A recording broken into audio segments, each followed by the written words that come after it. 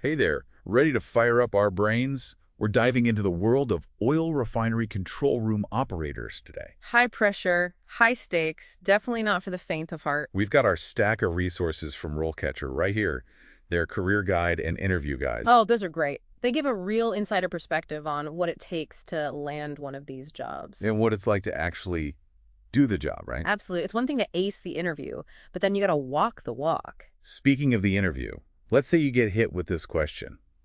Can you describe your experience working in an oil refinery control room?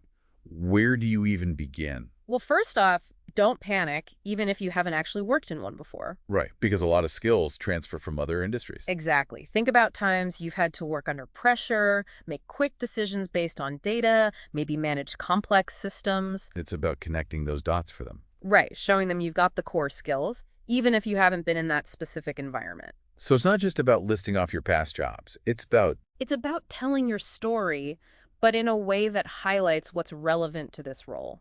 now what about this one from the RoleCatcher Guide? How do you ensure that all safety protocols are followed in the control room? Seems pretty straightforward. You'd be surprised how many people stumble on this one. Really? It's not enough to just say, I'll follow the rules. You need to show them you get it, that safety is ingrained in everything you do. Right, like it's not just a box to check. It's It's about a mindset, being proactive, speaking up if you see something risky. because when an alarm starts blaring, you can't freeze up. Exactly. They need to know you can handle the pressure and keep a cool head. Speaking of pressure, how do you answer this one? Can you describe a time when you had to make a split-second decision? Ooh, that's a tough one. I always recommend using the STAR method: situation, task, action, result. So walk us through it. Okay, so you set the scene, describe the problem, explain what you did, and most importantly, What was the outcome? Did you save the day? hopefully, but seriously, focus on those positive results, showing them you can handle pressure and make good decisions. And RoleCatcher's AI can actually help you practice these kinds of answers, right? Oh, yeah. Their co-pilot feature is amazing for that. You get personalized feedback. It's like having a coach in your pocket. That's so cool. Okay, back to the hot seat. How would you tackle? Can you describe your experience using distributed control systems? What even are those? That's the brain of the refinery, basically. Sounds important. It is. It's how operators monitor and control all those complex processes. So they want to know you can handle the tech. Exactly. Talk about specific DCS software or hardware you've used, any challenges you've overcome, Show them you're not intimidated by tech. and that you can use it to solve problems and keep things running smoothly. Okay, getting serious now. Can you describe your experience working with hazardous materials? Safety first, always. You gotta convey that you understand the risks and how to mitigate them. So talk about specific safety protocols, any training certifications. Exactly. Show them you're not just careful, you're competent. And again, RoleCatcher's AI can help you brush up on those safety regs, right? Absolutely. Their platform is a goldmine of info. Perfect. Next up, how do you prioritize tasks and manage your time in the control room? Seems like a lot to juggle. You bet. This is where those organizational skills come in.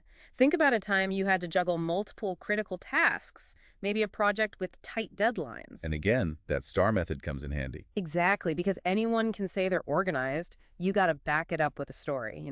And ideally, quantify your accomplishments. Did you improve efficiency? Yes, numbers speak volumes in this field. And this whole idea of time management, that's crucial for climbing the career ladder. Absolutely.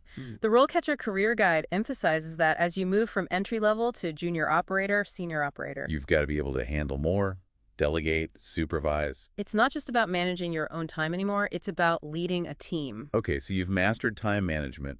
You're a pro at juggling tasks. What's next? Well, according to RoleCatcher, it's on to bigger and better things. Like what? Spill the beans. Think shift supervisor, operations manager, even plant manager. It's a whole career path. Okay, we've tackled a bunch of those interview questions, but let's shift gears a bit. Yeah, let's get into the day-to-day. What's it really like to work as an oil refinery control room operator? The RoleCatcher Career Guide gives us a good look at that, the actual work and the career path. It's easy to get caught up in the interview stuff, but You got to know what you're getting into long-term, right? absolutely. So paint me a picture. You're a brand new entry-level operator, fresh out of training, walking into that control room. What's going through your head? Honestly, I'd be a little overwhelmed, I think. Screens everywhere, data coming at you, experienced operators, all calm and collected. And you're responsible for it all, right? Well, not all at once, thankfully. Yeah. RoleCatcher says you start by observing, learning the ropes, proving yourself. Soaking it all in. Exactly. Like an apprenticeship, you're monitoring processes, learning how to interpret all that data, Getting comfortable with the tech. and making adjustments. But under supervision, of course. You're not thrown in the deep end right away. Makes sense. Then you move up to junior operator. What changes? More responsibility, more autonomy.